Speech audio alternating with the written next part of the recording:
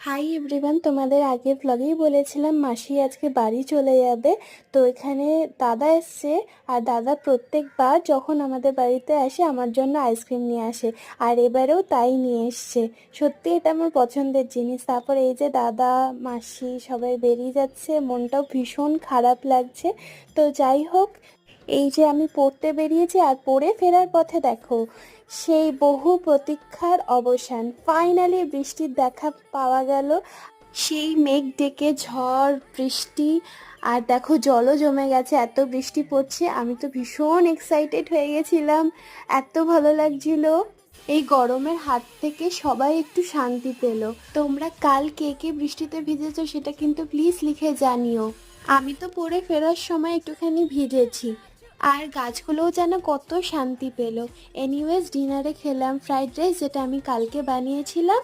তো চলো, বাই।